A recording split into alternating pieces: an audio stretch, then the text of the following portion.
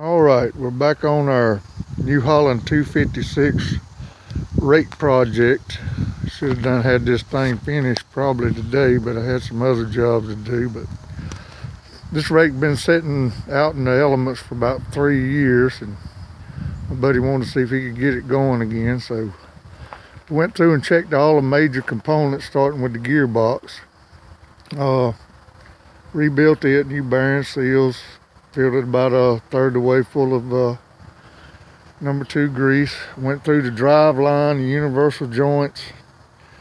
Went through, checked the dogs, had to install a right dog spring.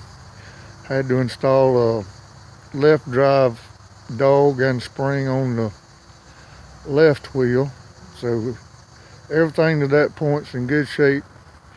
Now we're up to the most dreaded part of a 256 rake, is the tine bars. I've already pulled one, put new bearing in it, and while we got it off, we're adding a grease fitting to the back of the tine bar. So to make this easier, start with loosen all these nuts on both ends of all 5 tine bars. I know that sounds like a lot of trouble, but I'm pulling all 5 of them anyway. But go ahead and loosen them, and then come back and loosen the 4 bolts on your right spindle flange. Loosen about halfway your spider, 4 bolts on spider on both ends. I know it sounds like a lot of trouble, but it makes life a whole lot simpler. When you get ready to install your tine bar, we know these things grow about 1 inch whenever you put new bearings in it. Go ahead and put one end in and put your nut up just good and hand tight. You ain't got to tighten it down yet, because we're going to come back and loosen it back up when we get the other end in. But you need all the play you can get for these things so that they pop in pretty easy. So we're going to see if we can set up the camera and get started putting this tine bar in.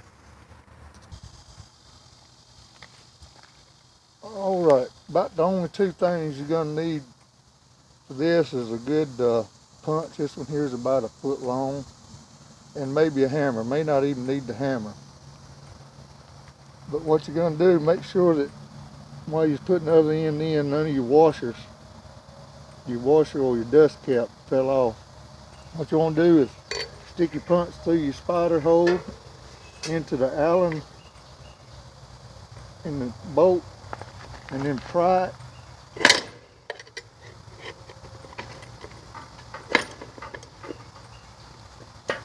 Till it starts, and it should pop right in.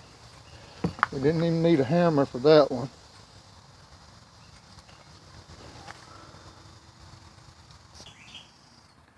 Okay, the next thing I like to do to keep these threads from rusting, especially what sticks through the nut, I'll put a little bit of never seize on them, just in case I have to take them out again. It makes it a little easier to get out. So what I'm going to do, I'm just going to run this nut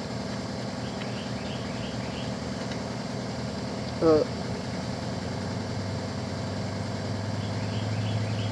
just snug, or not even really snug. I'm going to leave it pretty loose, because I'm going to be working on these other tine bars. All right, we got that one up there. We just got the nut just snugged up a little bit. Hopefully I got enough time today to do at least 1 more bar. Hope you find these videos useful. We'll see you.